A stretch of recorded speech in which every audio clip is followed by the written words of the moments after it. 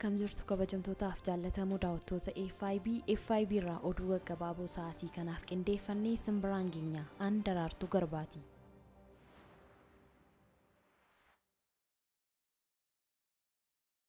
Itoophiyaan lammiilee ala jiraatan miliyoona tokko ta'aniif waamicha taasiste simachuu eegaluu qondaaltonni himaniiru. Imala gara biyya aantummaa fi jaalala Itoophiyaaf qaban qabatamaan ibsuu fi tokkummaa akka biyyaatti jiru cimsuuf keeyyaffate kanaaf diiyaasporaan gara biyyaatti seenuu akka jalqabee mootummaan ibseera. Koreen biyyaalessaa miseensota diiyaasporaa simachuuf qophaa'e ibsa miidiyaalee biyya keessaatiif kanneen sagantaaleen adda ba'an qophaa'uu hime. Akkaatuma kanaan akka lakkoofsa Itoophiyaatti mudda 20 bara 2014 sagantaan simannaa fi baninsaa akka biyyaatti ni qophaa'a. Mudda 26 bara 2014 ammoo pirojektoota magaalaa Finfinnee keessatti ijaaramaa jiran daawwatu jedheera korichi.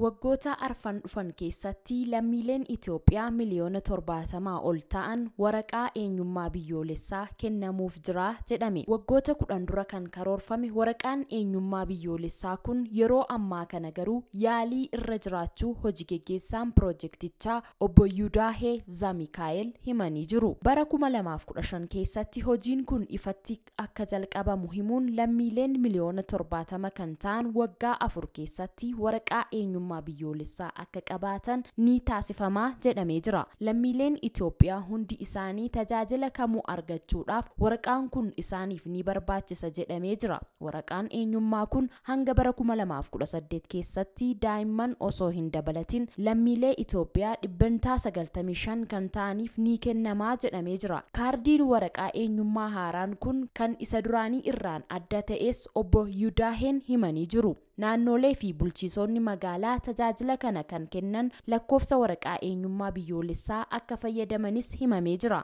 Dabalataanis waraqaan eenyummaa haaraan kennamuuf jiru kun waraqaa eenyummaa jiraataa kan ibsu yookaan waraqaa eenyummaa ganda duraanii jijjiiruuf akka hin taanes himamee jira.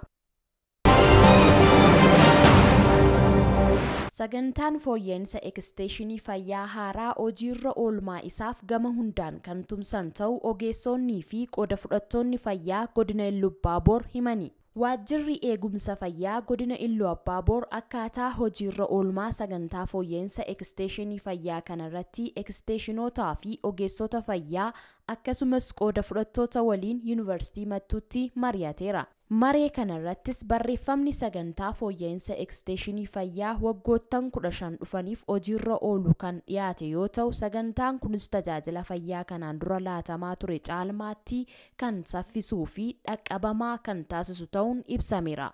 Hirmaattonni waltajjichaa sagantaan kun tajaajila fayyaa amma jiru kan fooyyessu waan ta'eef galma gahinsa isaaf ni tumsina jedhaniiru. Sagantaan kunis hanqinaalee kanaan dura hojii eksteeshinii fayyaa keessa turan kan furu ta'uu kan himan itti gaafatamaa itti aanaa waajjira eegumsa fayyaa godina Iluu Abbaaboor obbo Ittaanaa Asfaw sagantaa kanaan tajaajiloonni kanaan dura buufataalee fayyaa keessatti laatamaa turan gara kellaa fayyaatti kan gadi bu'u ta'uu himaniiru.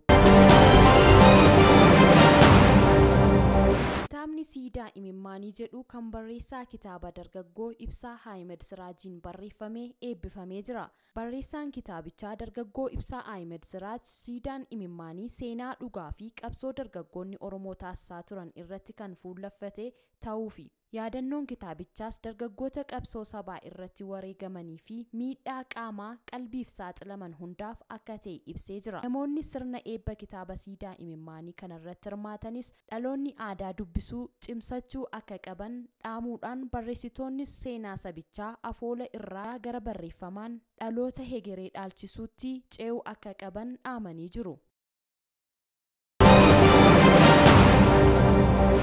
Pirezidaantiin Soomaaliyaa Mohammad Abdullaahi Farmaajoo ministeera muummee biyyattii saamicha lafaa keessaa qooda qabu jedhamanii himataman aangoorraa dhorkani. Waajjirri Mohammad Hussein Rooblee garuu murtii pirezidaantichaa mormuun ministeerri muummee hojii itti fufuu jedhe. Humnoonni nageenyaa ajaja isaanirraa malee Farmaajoo irraa akka hin fudhanne himani. Humnoonni nageenyaa pirezidaantichaaf amanamoo ta'an ministeerri muummee Roobleen waajjira isaanii akka hin seenne yaalanis milkoofne jedhu gargaartonni ministeera muummichaa. Wal dhabdeen qondaaltota siyaasaa kanneen gidduutti uumame to'annoon ala akka hin banneef deeggartoota isaanii gidduutti walitti bu'iinsa waraanaa akka hin uumamneef sodaatameera. Imbaasiin US Somaaliyaatti argamu hoogganoonni lamaan wal dhibdee hammeessuurraa akka of qusatan dhaame.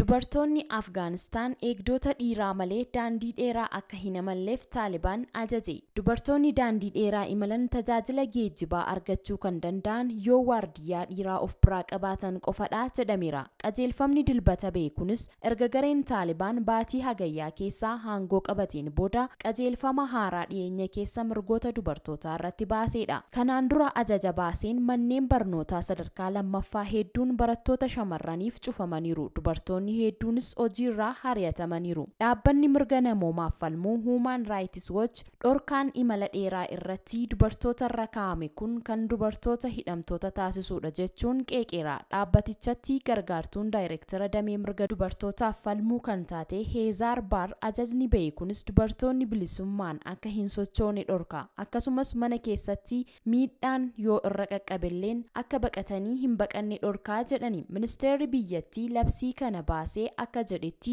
dubartoonni fageenya kiiloomeetira 72 ol imalan dhiira miseensa maatii dhihoo ta'e waliin qofa imaluutu heeyyamamaafi jedhani. Narsiin da'umsaa Kaabul keessa hojjettu Faaxumaan seerri kun dhugaa na gaddisiiseera. Bilisummaa kiyya na dhabsiisa. Bakka abbaan warraa kiyya mana hin jirretti osoo daa'imti kiyya yookiin ani dhukkubsadhe maaltu ta'a jechuun BBCtti himte. Itti dabaluunis Taalibaan gammachuu fi bilisummaa keenya fudhate. Gammachuu fi bilisummaa kiyyaa lamaanuu dhabeeraa jetti Faaxumaan. Kana malees seerichi abbootiin konkolaataa dubartii hijaabaa yookiin uffata fuulaa dhoksu hin uffanne akka konkolaataa keessatti hin feeneef gaafateera. Dubartoonni Afgaanistaan duraanuu hijaabaa fuula haguugu kan uffatan yoo ta'u seerri kun addatti maal akka jedhu adda hin baane. Akkasumas konkolaataa keessatti muuziqaa saaquun dhorkameera. Taalibaan loltoonni Ameerikaa fi humnooti biyyoota biraa Afgaanistaanii ba'uu hordofuun erga hagayya keessa aangoo qabatanii booda hojjettoota dubartoota ta'an hojiirraa dhorkuunsaa ni yaadatama. Akkasumas manneen barnootaa sadarkaa lammaffaa ijoollee barattoota dhiiraa fi barattoota dhiiraa qofaaf akka saaqamu taasisani. Taalibaan dhorkaawwan kaa'e kan yerootii jedhu dhorkaawwan kan kaa'amaniif hanga manneen barnootaatii fi hojiin dubartootaaf nageenyummaan isaanii kan eegame ta'uun mirkanaa'utti jedhani. Kana duras Taalibaan wayita bara 1990moota keessaa aangoo qabatee turetti dubartoota barnootaa fi hojiirraa dhorkee ture. Baatii darbe keessaa ammoo dubartoonni diraamaa TV irratti akka hin mul'anne ajajeera. Akkasumas gaazexeessitoonnii fi dhiyeessitoonni sagantaa TV hijaaba akka uffatan murteesseera. Biyyoonni Afgaanistaaniif deeggarsa maallaqaa taasisan yoo mirgi dubartootaa kabajame qofa ta'uu ibsani. Taalibaan aangoo qabachuu hordofee deeggarsi idil addunyaa Afgaanistaan argataa turte adda citeera. Egaan kabajamtootaaf jaallatamoo daawwattoota FIB oduu gaggabaaboo sa'aatii kanaaf qindeeffannee xumurree jirra. Andaraartuu Garbaatii qophiileen FIB kan biroon itti fufuu nagaatti.